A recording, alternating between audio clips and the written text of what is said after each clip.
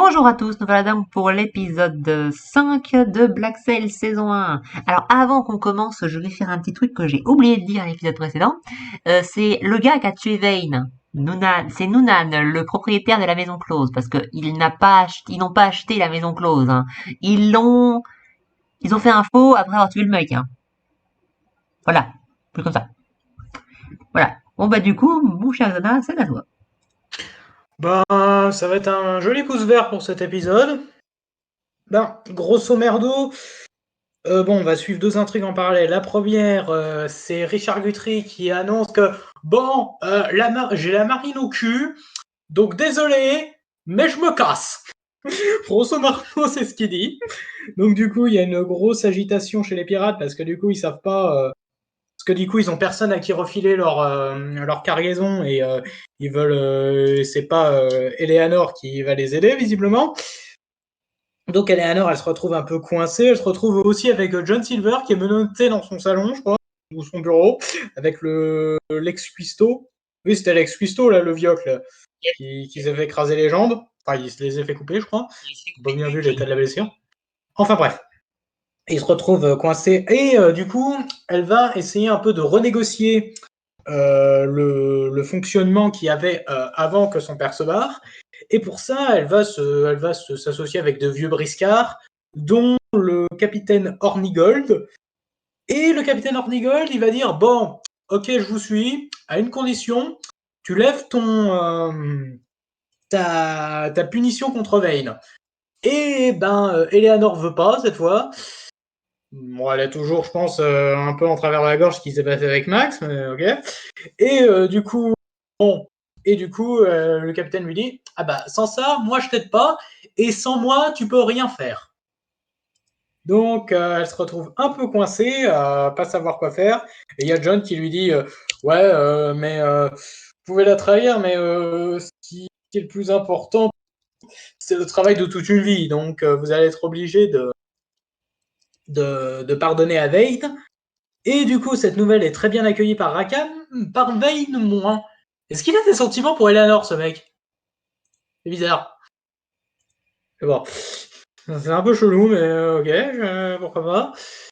Et sinon, la majeure partie de cet épisode, ça va être Flint qui va courser le gars à qui devait remettre les canons, là, mais qui s'est barré avec, je sais plus son nom, à celui-là.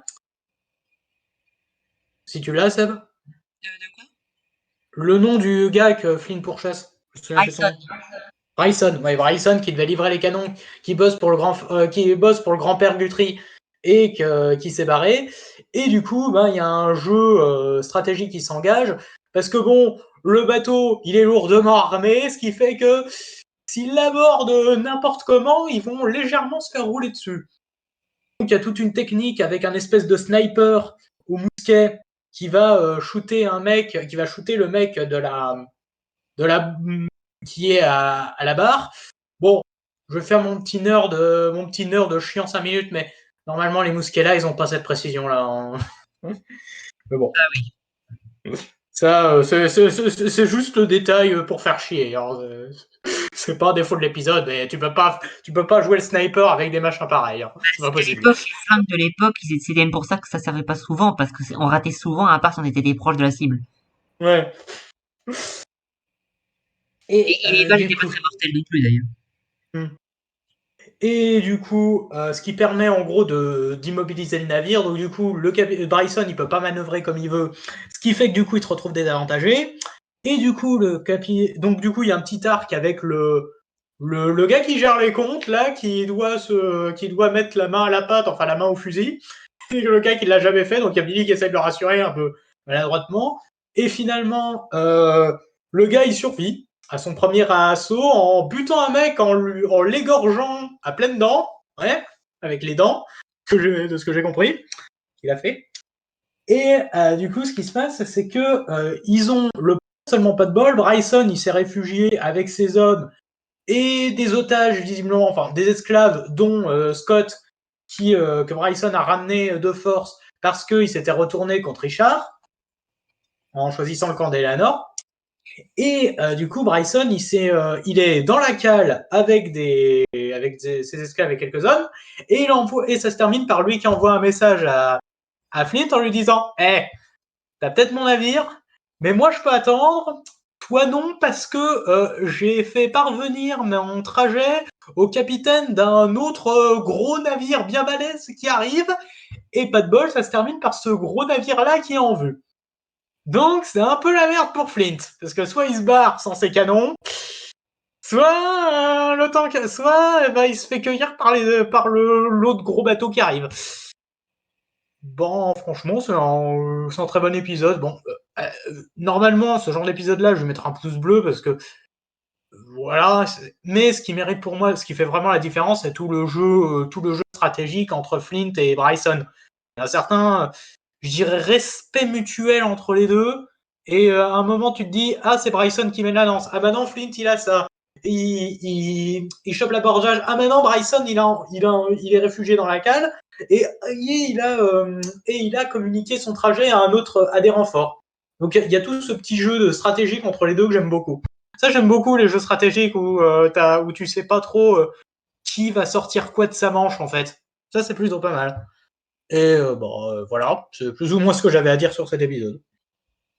Bon, alors, je rajouterai 2 trucs parce que bon, alors, je crois que tu vas embêter les gens par rapport à Scott qui aurait trahi, Guthrie. Alors, C'est ce que j'avais compris de ce qu'il disait, hein, il avait choisi le camp c'est d'Eleanor. ce qu'il a dit, mais en fait, là, ce que tu l'as dit, ça sous-entendrait qu'il aurait retrahi son père pour sa fille après l'avoir trahi là. Mais en fait, non. Enfin, son père, alors je sais pas si c'est son père ou si c'est Bryson qui a interprété ça comme ça. Son père lui a dit qu'il devait faire partie du voyage. Bryson l'a capturé. Il a interprété, ou alors on lui a dit ça, qu'il fallait punir lui parce qu'il s'était rallié à sa fille auparavant. Alors Hmm. que là, il s'est joué à son père. D'accord, moi j'avais compris qu'il avait choisi le camp d'Eleanor. Il avait choisi le camp d'Eleanor avant qu'il discute avec son père. Et avant tout ça. Hmm. C'était juste ça. Bon, bah, du coup, ça va être la parole à Volcano. Vas-y. Bon, ben, moi, je mettrai un pouce vert pour cet épisode aussi, parce qu'il y a tellement de choses très intéressantes qui sont mises en place. Toute la bataille navale entre Flint et le navire du capitaine Brightstone, elle est excellente en termes de stratégie, mise en scène, il n'y a rien à dire. Les musiques, alors je vais parler des musiques, mais elles sont globalement plutôt pas mal. Voilà. Donc, ouais, je vais pas répéter tout ce que Xana a dit, mais ouais, très bon épisode. Pour l'instant, le meilleur. Le meilleur. J'attends impatiemment de voir la suite. Je laisse la parole au suivant. Du coup, bah, ça va être la parole à Brian en différé. Donc lui, il a mis un pouce bleu. Cet épisode possède deux intrigues centrales que je trouve toutes les deux très prenantes. La première est autour d'Éléonore, qui doit subir les conséquences de son père, et c'est très intéressant à suivre parce que on la voit perdre le contrôle de cette île qu'elle avait eu depuis le début de la série. Franchement, c'était très sympa à voir. On voit vraiment tous les pirates qui se révoltent, alors qu'à côté on a quand même Veil et Rakam qui s'achètent le bordel où travaillait Max. On a aussi justement Anne Bonny qui commence quand même à se rapprocher de Max. Donc c'est franchement il y a des petits trucs que j'aime bien dans toute cette partie sur l'île. Donc franchement j'aime bien, j'aime vraiment bien. Et il y a quand même quelque chose qui m'a fait rire aussi, c'est que Eleanor doit aussi surveiller Silver. Et au moment où elle a trouvé une solution pour régler son problème, on lui dit euh, que pour ce faire, il faut annuler la loi, enfin la règle envers Veil, et elle se tourne vers Silver pour ça. Donc franchement, c'est très intéressant à suivre. Mais je préfère la deuxième intrigue qui est centrée sur Fleet, parce que voilà, le Fleet doit chasser Bryson pour récupérer ses canons, et à côté de ça, on prépare la bataille. Et pour une raison que j'ai pas compris, pourquoi Billy veut absolument que Dufresne participe. Surtout que ça n'apporte pas vraiment grand-chose, j'ai presque envie de dire. Hein. Donc, on essaie de jouer là-dessus, mais je vois pas trop l'intérêt. Mais c'est très intéressant à suivre aussi. Le combat est génial. Voilà, le combat est génial. Donc, il n'y a pas de souci. On découvre un petit peu les décisions de Bryson, parce que on sait que le Monsieur Scott, il a trahi Eleanor pour le compte de son père, mais on sait pas trop ce qu'il est devenu. Maintenant, on sait ce qu'il est devenu. Il devient l'esclave de Bryson. Je m'attendais vraiment pas à ça. En fait, j'étais assez surpris de voir ça, mais moi, ça m'a surpris. Donc, c'est ce qui prouve vraiment à quel point Bryson est une pourriture. Et franchement, c'est très agréable à suivre. Et du coup, vu qu'ils se sont cachés dans la cale, on se dit, donc, ils sont prêts à se défendre et tout. Donc, et l'épisode se termine sur un navire allié de Bryson qui arrive à l'horizon. Donc, ce qui prouve que l'épisode est loin d'être fini. Il y a un gros morceau à suivre derrière. Donc, cet épisode est très bien et ça me donne vraiment envie de voir la suite. Du coup, c'est la parole à Henri qui n'a rien mis. Pour cet épisode, je vais mettre un neutre. Parce que, bon, l'ambiance est sympa, mais voilà, ça installe des tensions qui vont être résolues sur l'épisode suivant. Et donc, ça me frustre un peu parce que j'ai envie de voir l'épisode suivant, du coup. Entre la fille du comte qui est en train de faire sa propre affaire, mais qui par vanité ne veut pas un truc, du coup devra absolument révoquer l'embargo qu'il y a contre machin chouette. Et toute la montée progressive de la tension avec l'abordage du bateau et tout, et voilà. J'ai pas vraiment grand chose à dire à part juste que la partie où le mec qui fait les comptes du bateau quand il fait sa première bataille, le contremaître, pour lui faire passer le truc, lui dit que aucun débutant est mort, alors qu'en fait il a très bien conscience qu'il y a déjà eu des débutants qui sont morts lors de leur première bataille, mais c'était histoire qu'ils flippent pas trop, et j'ai trouvé ça sympa. Et donc maintenant, j'ai envie de voir la suite. Voilà, c'est tout. Ok. Donc, moi, ce sera un pouce vert. Bon, et ce que je voulais dire par rapport à Brian, j'avais oublié. C'est pourquoi il a voulu que Dufresne participe. Tout simplement parce il n'était pas pas très nombreux par rapport contre l'équipage adverse et qu'il fallait le plus de monde possible. Bon, alors concernant l'épisode, alors on va parler de la navigation. Pour ceux qui ne savent pas, je suis un navigateur. Donc en l'occurrence, j'ai apprécié particulièrement, j'ai pas particulièrement de problème, mais j'ai surtout apprécié le côté, il fallait bloquer la barre de l'ennemi pour que les voiles passent sous le vent, et à partir de ce moment-là, ils sont foutus, ils peuvent pas reprendre le cap.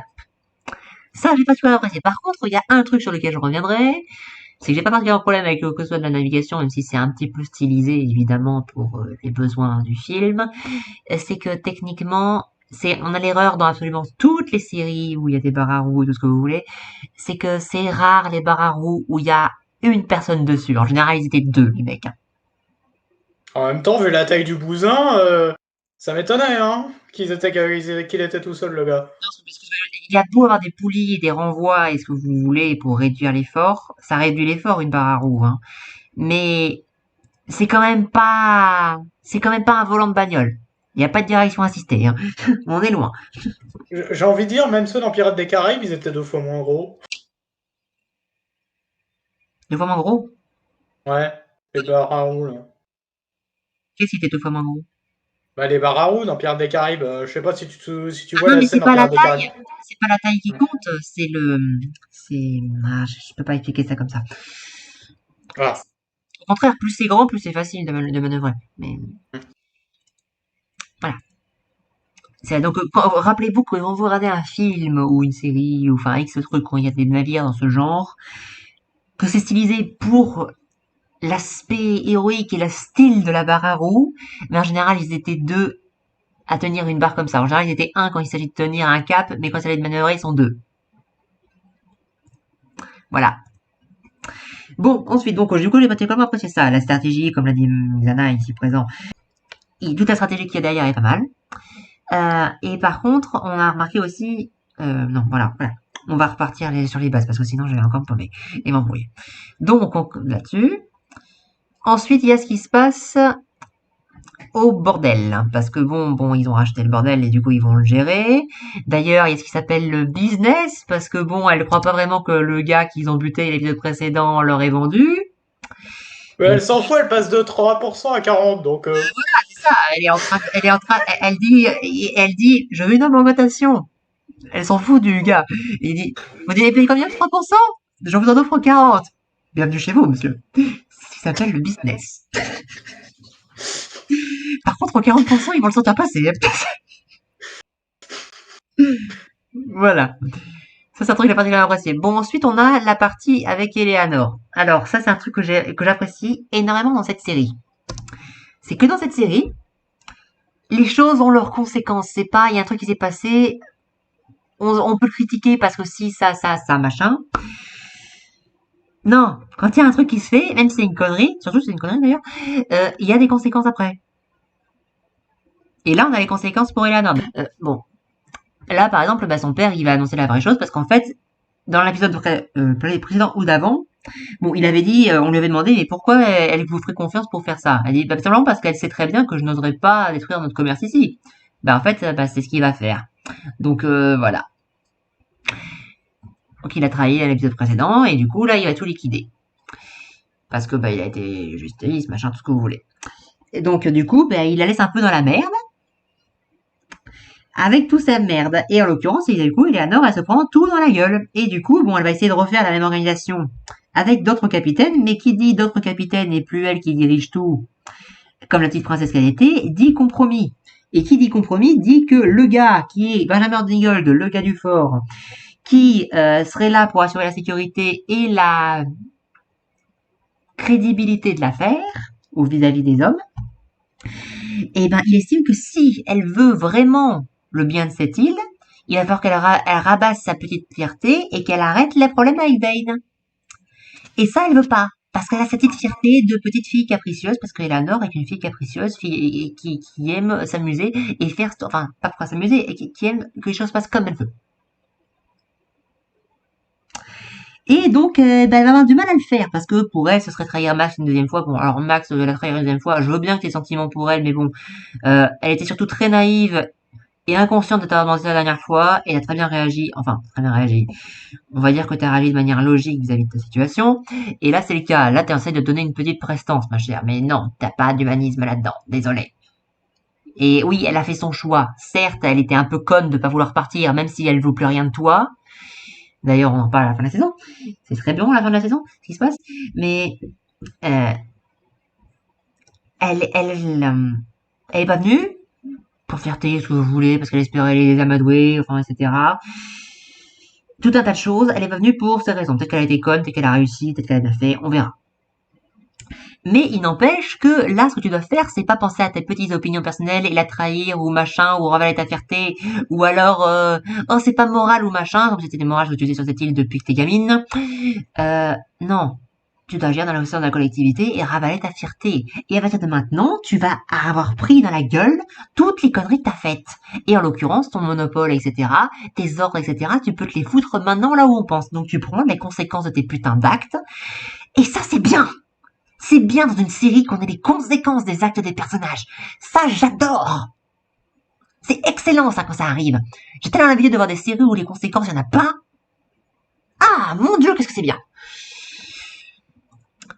Ça, j'adore. Voilà. J'ai fait un gros laïus là-dessus. Mais bon. Voilà. Et après, il y a le parti avec Flint et Billy.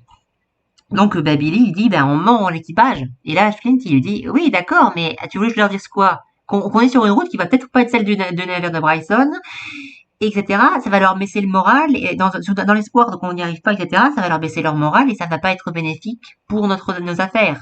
Ni pour eux. Ils voudraient peut-être pas le savoir, d'ailleurs. On leur dira après. Et enfin, bref, il lui dit que ce qu'il devrait dire, c'était la vérité. Et il dit, ouais, parce que ça, tu veux vraiment que j'en dise ça? Et là, il dit, ben, pas vraiment. Du coup, ben voilà, ça explique que quand t'es capitaine, tu dois parfois travestir un peu la vérité pour que les choses se passent au mieux. Sinon, ben, ça va très mal se passer, surtout quand t'es sur un navire pirate. Ça, c'est bon. Et ensuite, une fois dans l'abordage, bon, pour passer l'abordage, il y a du frein, ça a déjà été raconté. Et pendant l'abordage, bon, Billy va voir une lettre dans le bureau parce que Guthrie, à l'épisode précédent, avait proposé à Mme Barlow de lui arranger des affaires, etc. Et elle a écrit une lettre. Reste à savoir ce qu'il y a dans cette lettre, mais Billy, là, il va la lire. Très intéressant pour la suite. Voilà. J'en parle pas plus pour maintenant.